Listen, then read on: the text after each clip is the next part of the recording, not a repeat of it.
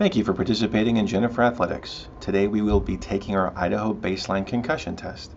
This video will walk you through the process of logging in, entering your demographics and sport and health history, as well as asking you about current symptoms, your concussion history, and medications. If you've ever been to the doctor or the hospital where they've given you paperwork on a concussion, that is what we will put in this system today. If you've fallen down and maybe your parents or your teacher, your coach has said maybe you have a concussion, that's not what we're interested in. We're interested in documented history of concussions. For medications, if you take something that you get from the doctor only, that will be listed at the end of the sport and health history section. You either need to know what the medication is for or what the medication is called, and spelling is okay if you don't know how to spell it. All right, let's get started. We begin by going to lewistonschools.net. On your computer, if it's not working, then we need to type in www.lewistonschools.net until we get to our district homepage. From here, we're going to navigate to Schools and down to Jennifer Middle School over here until we come up to our Jennifer Middle School website. Here on the website, we're going to click on the tab that says Borough Sports until we get to this page. And we're going to go all the way to the bottom here where our concussion testing videos were. Right here below the picture says Concussion Testing Link. Your website will look like this, and we're going to enter the customer code that is written on the whiteboard. It is FD, the number 2, the letter E, 455B91. Now it doesn't matter if these are lowercase or uppercase. One more time, FD2E455B91. We'll click on Validate. It'll say Lewiston High School, which is correct, and we'll launch the test. I've already preloaded it to say English for you, so click on Next. It says here to make sure of all of the following. Our test environment is going to be quiet and distraction-free, no phones or other devices, so please make sure that your phone is on silent mode. We are going to use our Chromebooks or some of the computers in the library, so we'll just make sure that we do this test in a single attempt, and all the rest of this has been taken care of, so we're going to click on Next. Please enter your first name, as well as your last name that's on your birth certificate. Now, if your name is Christina, but you go by Chris, please put your full birth name, so this would say Christina here. Please select your date of birth, as well as the year. You can click on sex. For gender identity, you can click on one if you'd like to, but you can also leave a blank. If you're using a computer, we're going to click mouse, but we're going to be using Chromebooks mostly, so we're going to click on trackpad.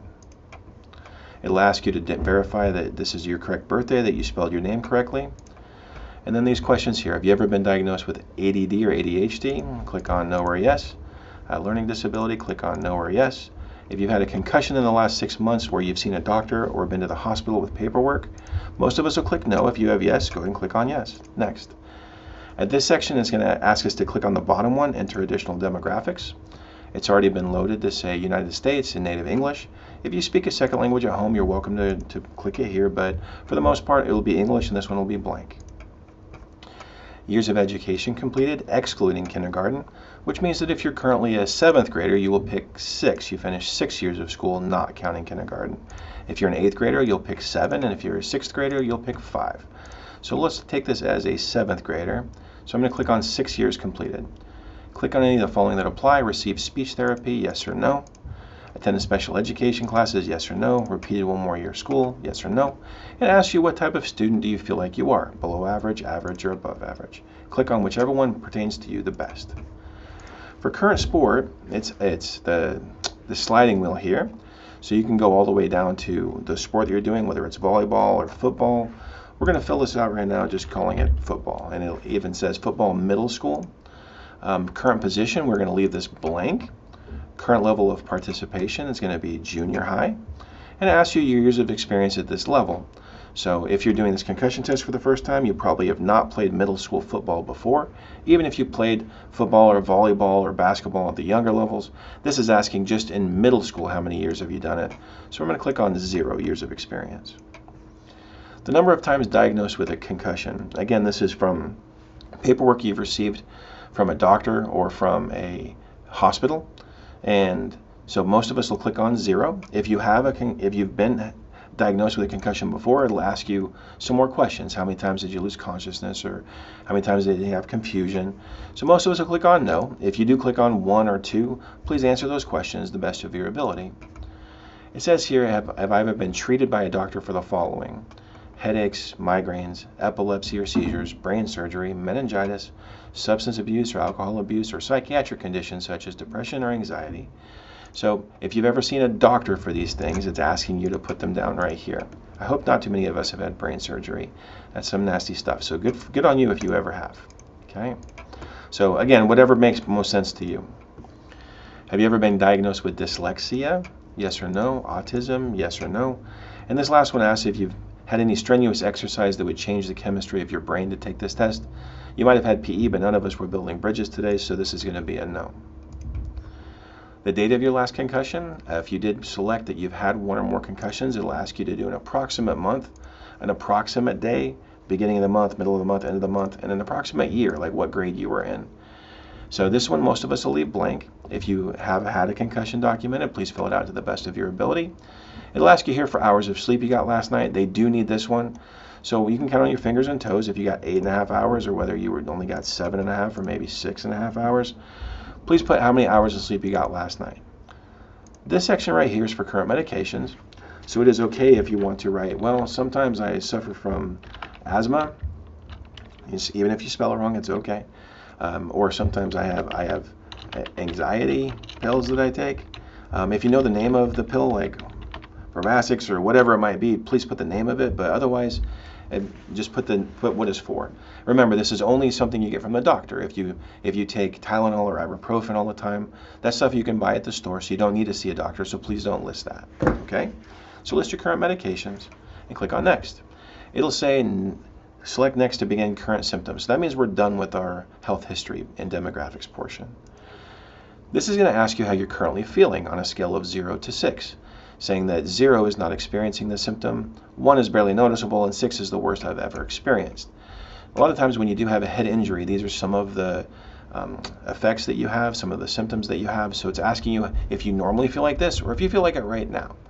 So headache, if you never have headaches or if you always have headaches, I would say that most of us today, like if you can click on 0, 1, or 2, or 3, I would hope that you're not taking this test right now if you always have the worst headache you've ever experienced. So most of us will be 0s, 1s, and 2s on all of these. If you have something that's pretty severe and you want to click on a 3 or more, you can. But most of them will be, I'm not experiencing it, or sometimes I do struggle with headaches, so I'm going to click on a 1 or a 2. Okay? Vomiting, balance problems, nausea, which means you get sick to your stomach easily, dizziness, trouble falling asleep, and then click on next. Fatigue, sleeping too much, sleeping too little, sensitivity to light, drowsiness, sensitivity to noise, irritability, feeling nervous, sadness, feeling emotional, numbness or tingling, mentally foggy, feeling too slow, difficulty concentrating, memory problems, visual problems. So if you have glasses and you're wearing them and that fixes your visual problems, you're going to click on 0. Okay. Now notice that this page is shorter, which means it's the last page. So there's only 4 of them. So I'm going to click on next, and this is going to come up. So this is the beginning of the actual neurocognitive test. I want to be very careful once I get to this page to not click on continue, because once I do, it's timed. And the only people who have ever failed this test are the people who clicked on the timer and it let it time out, or people who didn't read directions. So I promise you it'll come back that says you have a human brain, no matter how many questions you get right or wrong, as long as you take your time, wait to click on continue till you're ready, and you read the directions. So this neurocognitive test actually has 6 parts. The first part is, it says in this test a number of words will be presented one at a time. Try to remember each of these words as you'll be asked about them later. We'll start with a sample of the test to familiarize you with the process. Select the button below when you're ready to begin. So after you've read this and you're ready, click on this. This first test is going to give me words like liquid, dog, and music. Your words will probably look very similar when you do this too. Now they'll be displayed once more. Try to recall them. So they're going to give me the words again. This is part of my brain that's remembering these words. If I do ever have a head injury, sometimes these words will be more difficult to remember. Then it'll ask you, was this one of the words that we displayed? That way makes perfect sense. So if you remember it, great, it'll say correct, and sometimes if you get it wrong, it'll say incorrect. And it's okay if you get some wrong, just do your best that you can, and we'll go from there. So there's actually 6 different tests on here. Each one has different directions. So you'll do great. Just read the directions and click when you're ready to get started. All right. So at this point, I'm going to show you what the end of the test looks like, and then I'll have you get online and start the test yourself. All right, when you get completed with your baseline concussion test, this is the page that will pop up. It'll say impact completion confirmation. You don't need to print this, you don't need to save this. If you'd like to email it to yourself just to say that you have confirmation that you did it, you're welcome to put any email address in here. But once this screen comes up, you're pretty much done. So go ahead and exit out of the browsers, turn your computer off, and you are done for the day. You can go back to practice or go home, whatever your coach gave you instructions to do. So thank you for participating in this baseline test. Right now it is time to go ahead and open up the lewistonschools.net, go to the Jennifer page, open this up and go through it. Thank you for remembering everything from this tutorial as you go. It should all look very familiar. All right, have a great day and good luck. All right, bye.